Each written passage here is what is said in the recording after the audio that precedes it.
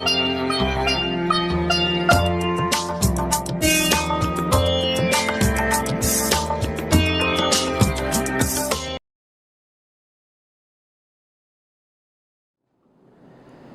बहुत ही प्रिय और बेहद सम्मानित साथियों, हृदय की गहराइयों से अभिनंदन, बहुत बहुत हार्दिक स्वागत। साथियों, हमारी इस मंगल आधारित श्रृंखला पर आप लोगों ने जितना स्नेह बरसाया है, आप सभी वाकई में दिल की गहराइयों से साधुवाद के पात्र हैं। साथियों, पूरी ईमानदारी के साथ में मंगल और उसके प्रभाव प्रत्येक लग्न के जातक पर क्या क्या असर छोड़ते हैं, खास तौर पर उसके दाम्पत्य जीवन को कितना नुकसान या कितना फायदा पहुंचा सकते हैं, कौन कौन सी ऐसे व्यक्ति को सावधानी बरतनी चाहिए, इस पर ही ये हमारी श्रृंखला केंद्रित है। और आज हम चर्चा करेंगे कर्क लग्न की जन्म पत्रिका के बारे में। जितना मुझे अनुभव है लोगों से मिलने का, कुंडली विश्लेषण करने का, एक बात तो बिल्कुल खरी है कि जब भी व्यक्ति मिलता है, एक नॉन मंगलिक और एक मंगलिक, इन दोनों की जब विवाह संपन्न हो जाता है, तब यदि कहीं पर कोई विवाद है तो उस पूरे विवाद का ठीकरा सीधा उस मंगली जातक या मंगली जातिका के सिर पर फोड़ दिया जाता है। परंतु साथियों, अनुभव में मैंने इसको बिल्कुल सही नहीं पाया है। ये 100% सही नहीं है। एक मंगली व्यक्ति यदि नॉन मंगली से विवाह करता है तो दोनों को ही कुछ ना कुछ नुकसान तो उठाना पड़ेगा, पर खास तौर पर मंगली व्यक्ति को क्या नुकसान उठाना पड़ सकता है, इस पर ही हम ये शोध, ये रिसर्च बेस्ड श्रृंखला आपके लिए लेकर के आए हैं। साथियों, आज हम बात करेंगे कर्क लग्न में मंगली जातक की, किस किस भाव में मंगली वो होता है और किस भाव में किस पर्टिकुलर जीवन के हिस्से और कौन सी समस्याओं का उसको सामना करना पड़ सकता है। साथियों, इस पर हम चर्चा करें इससे पहले एक बेहद ज़रूरी सूचना कि हम हमारे प्रत्येक एपिसोड के अंत में किसी न किसी जातक के प्रश्न का उत्तर देते हैं और ये प्रश्न हमें प्राप्त होते हैं आप लोगों के ही द्वारा YouTube कमेंट के माध्यम से। साथियों, अपना कमेंट लिखने से पहले आप #आचार्य चंद्रकांत इस शब्द का प्रयोग अनिवार्य तौर पर करें और साथ ही बेहद आसान सा प्रश्न जो इसी एपिसोड से संबंधित होगा, इसी एपिसोड के अंत में आपसे पूछा जाएगा, उसका सही उत्तर साथ में लिख करके जरूर भेजिए। तो आइए साथियों, बिना किसी देरी किए कर्क लग्न में मंगली जातक या जातिका की परेशानियों का विश्लेषण करें।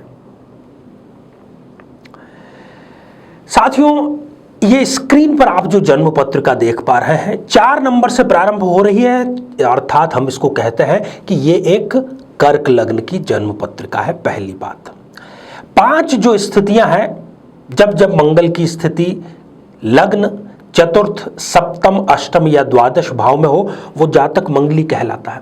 सबसे पहले हम बात कर लेते हैं कि यदि मंगल देव इस जन्म पत्रिका के लग्न भाव में विराजमान हो जाएं और ऐसा व्यक्ति किसी नॉन मंगलिक व्यक्ति से विवाह संपन्न कर लेता है, तो आप देख रहे हैं कि लग्न में बैठे हुए मंगल देव यहां पर नीच राशि के हैं।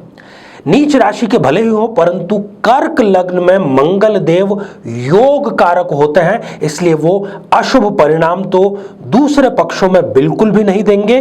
बस एक यहां पर दिक्कत आएगी, अगर ये नॉन मंगलिक से विवाह करते हैं तो इनकी जो संतति है, जो इनकी संतान है, या तो वो देरी से होती है या वो इनके कहे में बिल्कुल भी नहीं होती है। ये जो कहेंगे उसका उल्टा कार्य ही संतान करेगी, अर्थात संतान से इनको सदैव दुख के और कुछ भी हासिल नहीं होने वाला। यदि इनका जीवन साथी से कोई विवाद होता है और विवाद के बाद में कोई समझौता होकर के और वापस वो दोनों एक ही घर में रहना प्रारंभ कर लेते हैं, क्योंकि जब भी वापस कोई चीज शुरू होती है तो उससे पहले एक समझौता होता है कि भाई अब तो इन शर्तों के आधार पर हम रहेंगे। तो ये जो मंगली व्यक्ति है ये तो उन सभी शर्तों को, उन समझौतों को मान जाता है, परंतु इसका जीवन साथी जो है वो अपने कस्में, वादे सब कुछ भूल करके, सारी चीजें तोड़ करके अपनी मनमानी जारी करता रहता है। मंगल यहां पर लग्न में व्यक्ति को चेहरे पर किसी न किसी प्रकार के निशान, जो कि एक स्थायी निशान है, वो भी जरूर देता है। साथियों, दूसरी स्थिति, यदि इसी जन्म पत्रिका के सुख भाव चतुर्थ भाव में मंगल देव विराजमान है तो हो गई कुंडली मंगलिक। चंद्रमा जो है वो माता का कारक कहा गया है ज्योतिष में। ऐसा जो व्यक्ति है उसका अपनी माता से बहुत आत्मीय, बहुत निकट का, बहुत गहरा संबंध होता है। अब यहाँ पर सबसे बड़ी दिक्कत ये आती है कि ये व्यक्ति यदि किसी नॉन मंगलिक से विवाह कर लेता है और जब पति पत्नी में किसी न किसी प्रकार का झगड़ा होता है तो अननेसेसरी, यहाँ पर शब्दों पर ध्यान दीजिएगा साथियों, अननेसेसरी ही इनकी माताजी को उस झगड़े का चाहे भागीदार बनाया जाए या उसका जिम्मेदार उत्तरदायित्व उनको अननेसेसरी उस झगड़े में घसीट लिया जाता है और इसका दुख इनको हमेशा बना रहता है।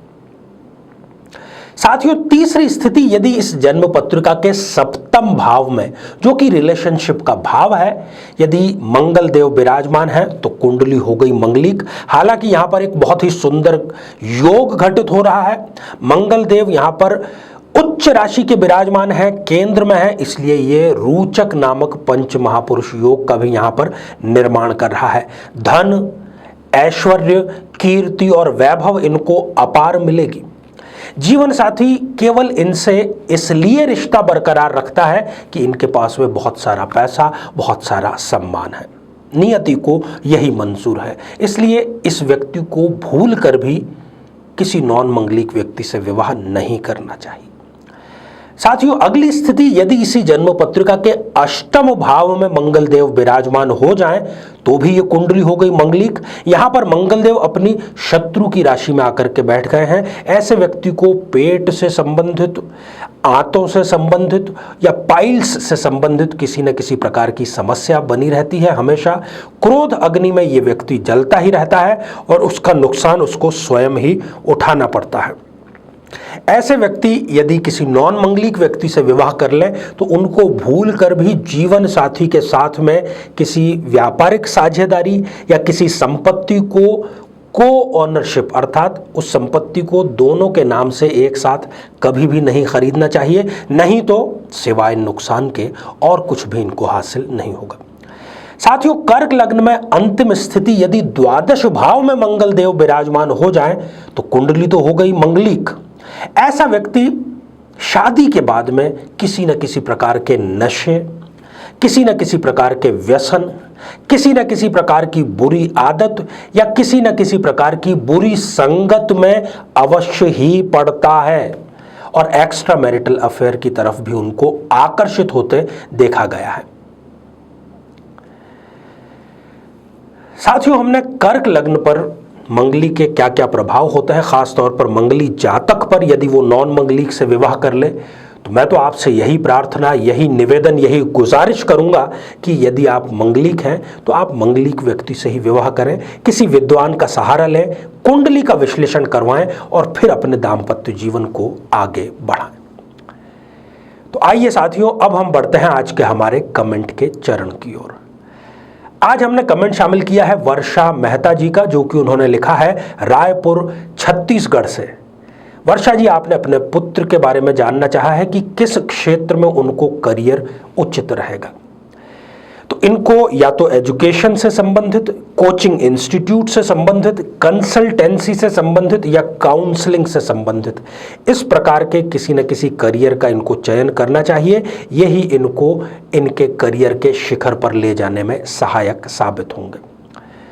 तो साथियों, ये था हमारा आज का आर्य सत्य। अब आज का बेहद ही आसान सा प्रश्न पूछ लिया जाए। साथियों, कर्क लग्न में कौन सा ग्रह योग कारक होता है? साथियों, आप सभी स्वस्थ, समृद्ध और शांतिपूर्वक जीवन व्यतीत करें। नमस्कार। जीवन में किसी समस्या का सामना कर रहे हैं, जैसे कि शादी में देरी होना, पति पत्नी में मनमुटाव या तलाक तक की नौबत आ जाना, संतान का प्राप्त न हो पाना, नौकरी या धन प्राप्ति में बाधा आना, जीवन के प्रत्येक क्षेत्र में किसी न किसी प्रकार की बाधा आना, तो आज ही अपनी जन्म पत्रिका का संपूर्ण विश्लेषण करवाएं और पाएं समस्या से सदैव के लिए मुक्ति।